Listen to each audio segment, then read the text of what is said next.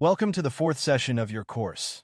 Today, we are going to learn Bureaucratic theory of management, which is one of the three theories of classical management approach. The bureaucratic theory was developed by Max Weber, a German sociologist. Weber believed that as organizations grew larger and more complex, they could not be managed effectively through personal relationships, individual preferences, or informal decisions. Imagine a large organization where every manager follows his own rules. One employee receives special treatment because he is close to the manager, while another employee is treated differently. Decisions change from person to person, responsibilities are unclear, and employees do not know exactly whom they should report to. According to Weber, such an organization would eventually face confusion, favoritism, conflicts, and administrative inefficiency. To overcome these problems, Weber proposed a formal and systematic organizational structure known as bureaucracy. Today, the visual representation of organization structure in companies is called as organogram, keeping in offices to make visitors aware of organizational structure and hierarchy of the company. So the organogram is taken from the concept of bureaucratic theory of classical management approach. But here, the word bureaucracy should not simply be understood as delay, excessive paperwork, or slow government offices. In management theory, Weber's concept of bureaucracy refers to an organization governed through clearly defined authority, formal rules, specialization, and systematic procedures. The first important principle of bureaucratic theory is a clear hierarchy of authority. Weber believed that every organization should have clearly defined levels of authority. Higher-level managers supervise lower-level managers. Lower-level managers supervise employees. And every individual should clearly know whom they report to. This creates a proper chain of command and reduces confusion regarding authority and responsibility.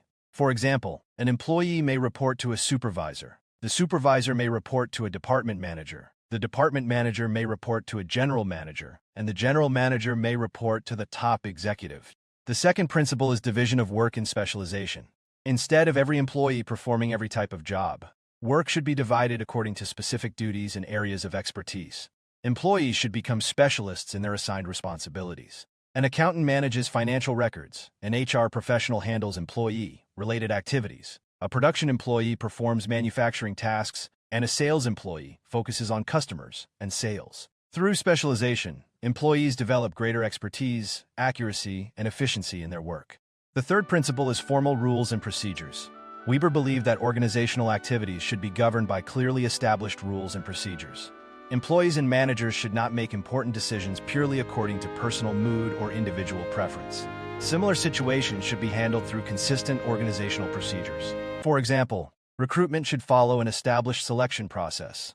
Employee leave should follow a defined leave procedure. Promotion should be based on established criteria, and disciplinary action should follow proper organizational procedures. Formal rules create consistency, predictability, and organizational discipline. The fourth principle is impersonality. Weber argued that official decisions should be based on rules, facts, and organizational requirements rather than personal relationships or emotions. Imagine two employees requesting the same organizational benefit. One employee is a close friend of the manager while the other has no personal relationship with the manager. Under a bureaucratic system, both employees should be evaluated according to the same established rules. The manager should not provide special treatment simply because of friendship, family relationships, personal likes, or dislikes. The purpose of impersonality was to promote fairness and reduce favoritism and discrimination in organizational decisions. The fifth principle is merit-based selection and career development. Weber believed that employees should be selected and appointed based on their qualifications, technical knowledge, skills, and competence.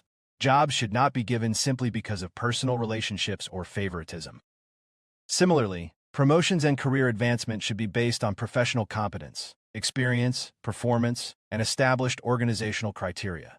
This helps organizations place capable individuals in responsible positions. Another important feature of bureaucracy is written documentation and official records. Important organizational decisions, policies, transactions, employee information, and administrative activities should be properly documented and maintained.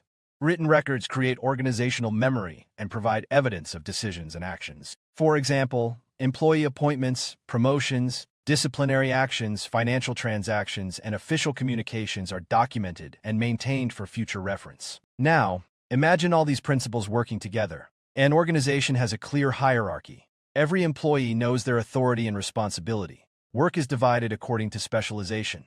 Formal rules guide activities. Decisions are made objectively. Qualified individuals are selected for jobs, and important activities are properly documented. According to Weber, such a structure could create order, consistency, predictability, and administrative efficiency in large organizations. Bureaucratic theory made a major contribution to the development of modern organizational structures. Even today, we can observe Weber's ideas in government departments, universities, hospitals, banks, large corporations, and many other formal organizations. Organizational hierarchies, job descriptions, standard procedures, official records, merit-based recruitment, and formal authority structures reflect several principles of Weber's bureaucratic theory.